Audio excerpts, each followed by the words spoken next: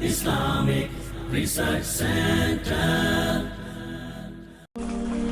سمرہ بن جندب رضی اللہ تعالی عنہ سے مروی ہے، سنن ابی داود 778، جامع الترمذی 251، كان يسكت سكتتين إذا استفتح الصلاة وإذا فرغ من القراءة كلها۔ رسول اللہ صلی اللہ علیہ وسلم دو سکتے کیا کرتے تھے، ایک جب نماز شروع کرتے اور دوسرا جب قرات سے فارغ ہوتے۔ نماز شروع کرنے کے بعد سورۃ الفاتحہ پڑھنے سے پہلے سکتہ، خاموش ہوتے اور آپ نے روایت پڑھی کہ آپ صلی اللہ علیہ وسلم اللہم باعد بینی یہ دعا پڑھا کرتے۔ وَإِذَا فَرَغَ مِنَ الْقِرَاءَةِ كُلِّهَا، اور جب ساری قرات سے فارغ ہو جاتے تو سکتہ کرتے، پھر اس کے بعد رکوع کرتے۔ رکوع کرنے کا طریقہ رسول اللہ صلی اللہ علیہ وسلم نے جو اختیار فرمایا اس کی تفصیل کچھ یوں ہے۔ رکوع کرتے وقت اللہ اکبر کہنا۔ سیدنا ابو ہریرہ رضی اللہ تعالی عنہ بیان کرتے ہیں، كان رسول الله صلى الله عليه وسلم إذا قام إلى الصلاة يكبر حين يقوم ثم يكبر حين يركع۔ رسول اللہ صلی اللہ علیہ وسلم جب نماز کے لیے کھڑے ہوتے تو تکبیر کہتے، پھر جب رکوع کرتے تو تکبیر کہتے۔ دوسری چیز، دونوں ہاتھوں کی انگلیوں کو کھول کر گھٹنوں کو مضبوطی سے پکڑ لینا، بازوؤں کو پہلوؤں سے دور اور پشت کو سیدھا اور برابر رکھنا۔ سیدنا ابو حمید رضی اللہ تعالی عنہ صحابہ کرام کی ایک مجلس میں بیان کرتے ہیں، انا كنت احفظكم لصلاة رسول اللہ صلی اللہ علیہ وسلم رأيته اذا كبر جعل يديه حذو منكبيه۔ میں رسول اللہ صلی اللہ علیہ وسلم کی نماز کو تم سب سے زیادہ یاد رکھنے والا ہوں۔ میں نے آپ صلی اللہ علیہ وسلم کو دیکھا، اذا کبر جعل یدیہ حذو منکبیہ، جب آپ اللہ اکبر کہتے تو اپنے دونوں ہاتھوں کو کندھوں کے برابر اٹھاتے۔ وَإِذَا رَكَعَ أَمْكَنَ يَدَيْهِ مِنْ رُكْبَتَيْهِ، اور جب آپ رکوع میں جاتے تو اپنے ہاتھوں کو اپنے گھٹنوں پر خوب ٹکا لیتے۔ وَفَرَّجَ بَيْنَ أَصَابِعِهِ ثُمَّ حَاصَرَ ظَهْرَهُ وَفَرَّجَ بَيْنَ أَصَابِعِهِ، اور اپنی انگلیوں کو خوب کھول لیتے، ثُمَّ حَاصَرَ ظَهْرَهُ، اور پھر اپنی پشت کو جھکاتے۔ سیدہ عائشہ رضی اللہ تعالی عنہا سے مروی ہے، صحیح مسلم 498، كان رسول الله صلى الله عليه وسلم إذا ركع لم يشخص رأسه ولم يصوبه ولكن بين ذلك۔ رسول اللہ صلی اللہ علیہ وسلم جب رکوع کرتے تو نہ اپنے سر کو اٹھاتے اور نہ ہی اس کو جھکاتے، ولیکن بین ذلک، بلکہ آپ بالکل کمر کے برابر اس کے رکھتے.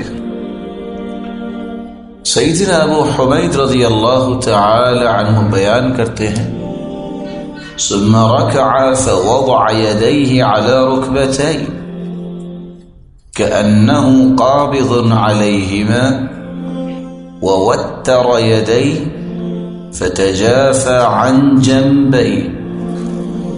پھر رسول اللہ صلی اللہ علیہ وسلم نے رکوع کیا اور اپنے ہاتھوں کے ساتھ اپنے گھٹنوں کو خوب اچھی طرح پکڑا. كأنه قابض عليهما، جیسا کہ ان پہ قبضہ جمائے ہوئے ہیں. ووتر يديه فتجافى عن جنبيه، اور بازوں کو کمان کے چلے کی طرح تان لیا. فتجافى عن جنبيه، اور انہیں پہلوؤں سے الگ رکھا. اور سیدنا رفاعہ بن رافع رضی اللہ تعالی عنہ سے مروی ہے رسول اللہ صلی اللہ علیہ وسلم نے فرمایا وَإِذَا رَكَعْتَ فَضَعْ رَاحَتَيْكَ عَلَى رُكْبَتَيْكَ وَامْدُدْ ظَهْرَكَ، جب تم رکوع کرو تو اپنی ہتھیلیوں کو اپنے گھٹنوں پر رکھو اور اپنی کمر کو معتدل کرو، برابر کرو یا لمبا کرو. سیدنا وابص بن معبد رضی اللہ تعالی عنہ بیان کرتے ہیں رأيت رسول اللہ صلی اللہ علیہ وسلم يصلي فكان إذا ركع سوى ظهره حتى لو صب عليه الماء لاستقر. میں نے رسول اللہ صلی اللہ علیہ وسلم کو نماز پڑھتے ہوئے دیکھا. جب آپ صلی اللہ علیہ وسلم رکوع کرتے تو اپنی کمر کو اس طرح سیدھا برابر کر لیتے کہ اگر اس پر پانی انڈھیل دیا جائے تو پانی بھی ٹھہر جائے. نمبر 3، سر کو معتدل رکھنا، نہ بلند کرنا نہ جھکانا. سیدہ عائشہ رضی اللہ تعالی عنہ بیان کرتی ہیں جب یہ آپ روایت سن چکے كان اذا ركع لم يسخص رأسه ولم يصوبه ولكن بين ذلك.